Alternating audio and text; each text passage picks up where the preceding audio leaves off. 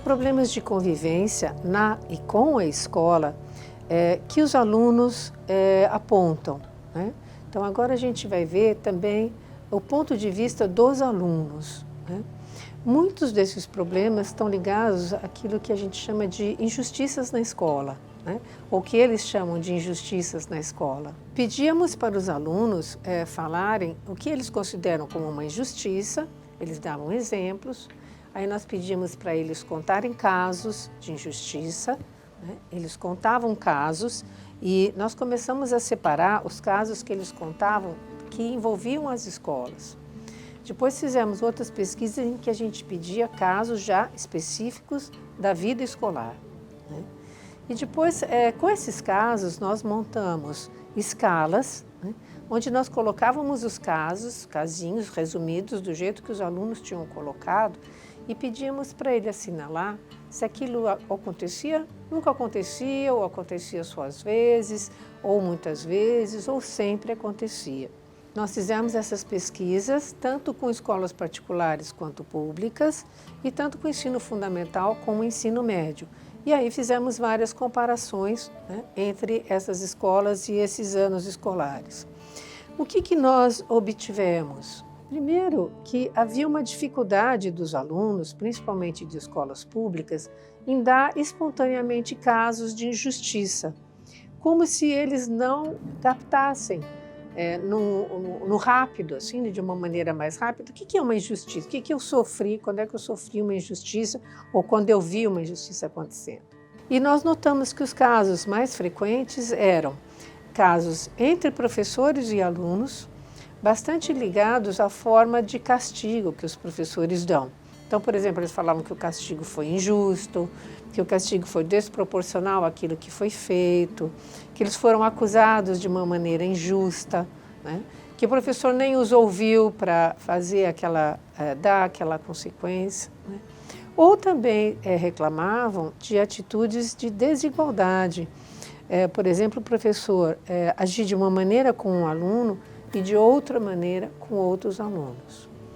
Mas eles reclamavam também de injustiça entre alunos. Então, por exemplo, acusações de um aluno em relação ao outro, violências entre os alunos, né? Castigos falsos também entre um aluno ou outro, né? Então agressões físicas. E reclamavam de agressões que os alunos faziam aos professores, né? Também apontavam isso como uma injustiça, a forma como os alunos tratavam os professores, a forma desrespeitosa que eles citavam. Reclamavam de injustiças que a direção fazia com os alunos, né? Então, por exemplo, dizer que a direção mandou castigar uma classe inteira por causa de uma coisa que um fez na classe, né? Isso apareceu algumas vezes. Ou a direção ouvir mais um professor e dar mais razão para o professor do que o aluno, quando os dois apresentam as suas versões de um fato. Nós fizemos também, por último, pesquisas sobre associações de injustiça, né? Por exemplo, o que te vem à cabeça quando você ouve a palavra injustiça? E essa pesquisa comparou alunos de escola pública e particular, alunos que se consideravam bons alunos ou maus alunos e tinham notas diferentes, então a gente fez essa classificação por nota e subjetiva, e meninos e meninas, né?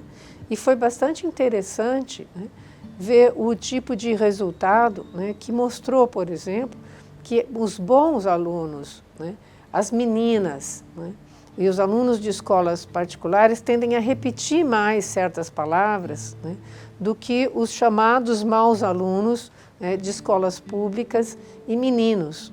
Entre esses, foi mais comum aparecer palavras como raiva, como morte, né, associadas à injustiça, o que mostra uma maior ou frequência dessas vivências, ou até sofrimento com essas vivências, ou a interpretação que eles dão aos fatos como sendo de injustiças, em vez de ter outro tipo de compreensão dos fatos. Uma outra pesquisa que também buscou mostrar como os alunos vivenciam valores na escola e aderem ou não a valores, foi uma pesquisa sobre valores, né, sociomorais em alunos de ensino fundamental e médio e professores de educação básica, né?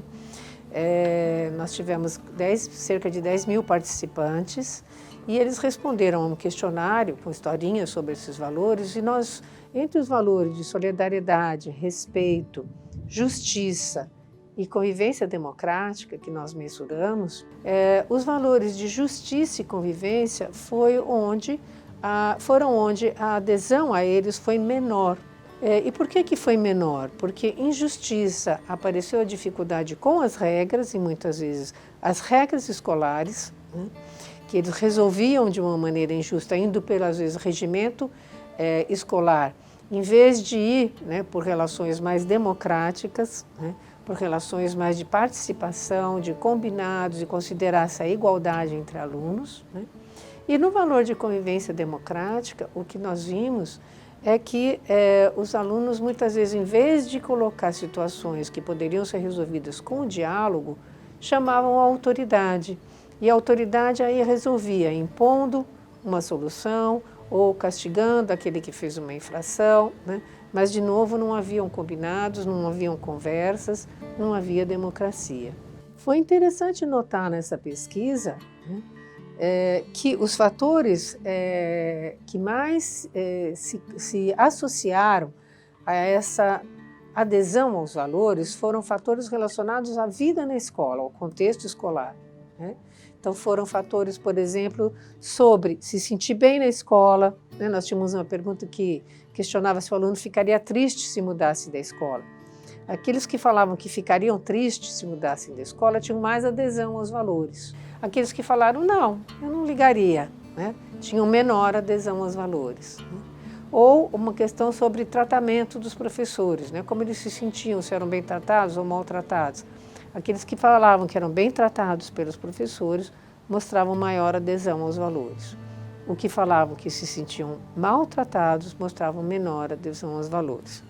E assim, então, variáveis de contexto escolar se mostraram extremamente importantes para o desenvolvimento em valores dos alunos. Finalmente, um último slide que eu gostaria de mostrar para vocês, que diz respeito a problemas que os alunos vivem na escola, mostra a quantidade de abandono e evasão escolar que continua acontecendo nas nossas escolas públicas brasileiras há muitas décadas.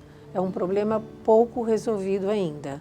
Aí, nesse quadro, vocês têm dados do Programa das Nações Unidas para o Desenvolvimento, do INEP, que é um órgão do MEC, do Todos pela Educação, né, e todos eles mostram as enormes porcentagens de alunos que vão embora antes de terminar o ano escolar, em abandono, ou que evadem ao terminar um ano letivo e terem sido reprovados, por exemplo. Esses dados mostram, né, por exemplo, que de 84 jovens de 15 a 17 anos que estavam no ensino médio em 2017, apenas 59% deles concluíram, né, esse grau de ensino e aos 19 anos. Então você tem um problema aí também de idade e ano escolar. Quais as consequências disso? Né? Esse abandono e essa evasão acontecem em determinadas classes sociais no Brasil, dando cada vez menos oportunidade de formação para o trabalho, né, de formação como pessoa para esses jovens brasileiros, que são grande parte da nossa população, se não a maioria da população jovem. Isso tudo envolve questões fundamentais na escola.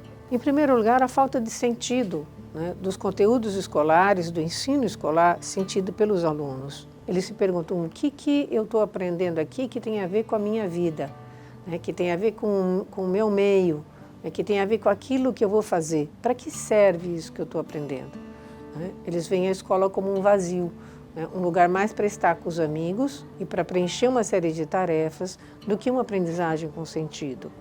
Isso implica também numa revisão dos métodos de ensino, pouco motivadores, pouco dinâmicos, muito transmissivos, né, e muito antigos em relação a todos os recursos que os alunos usam hoje para aprender de forma sistemática uma série de coisas. Existe também um problema de falta de socialização escolar no termos de ensinar os alunos a resolver conflitos, a conviver de uma forma mais harmoniosa, porque o ambiente escolar, como a gente viu, né, nos tópicos anteriores, pode ser um ambiente muito pesado, né, de muita violência, de muita agressividade, de muita injustiça. E, finalmente, a falta de empoderamento dos próprios jovens, né, no pertencer à escola e no participar de uma maneira mais ativa da própria constituição da sua aprendizagem, né, e como cidadão. Nós também vamos falar de todos esses problemas de uma maneira mais extensa em próximos vídeos.